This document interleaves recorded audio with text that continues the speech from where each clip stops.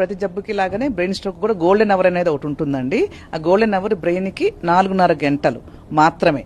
అంటే stroke start అయినప్పటి నుంచి 4.5 గంటల లోపల పేషెంట్ గుర్తించాలి, అటెండర్స్కి చెప్పాలి, వాళ్ళు రియాక్ట్ అవ్వాలి, అంబులెన్స్లో కానీ ఓన్ వెహికల్ కానీ వెంటనే ఉన్న స్ట్రోక్ రెడీ హాస్పిటల్కి రావాలి, ట్రీట్మెంట్ తీసుకోవాలి.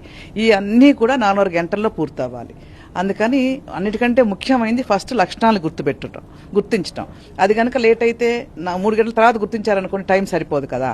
అందుకని ప్రజానీకానికి ఏం చెప్తామంటే మనం 2 యాక్రోనిమ్స్ ఇస్తాం. ఒకటి ఫాస్ట్, రెండోది బీ ఫాస్ట్. ఫాస్ట్ అనే చాలా సింపుల్ది, FAST ఫాస్ట్. ఎఫ్ అంటే ఫేస్, మూతి పక్కకు పోవటం. ఏ అంటే ఆమ్, చేయి చచ్చుపట్టడం. ఎస్ అంటే స్పీచ్, మాట తడపట్టడం లేదా మాట్లాడలేకపోవటం. టీ అంటే time to go to the stroke ready hospital అని. దీంట్లో కొన్ని లక్షణాలు రాలేదనేసి బీ ఫాస్ట్ అని ఇంకోటి ఎక్స్ట్రా ఇచ్చాము ఇప్పుడు, BEFAST.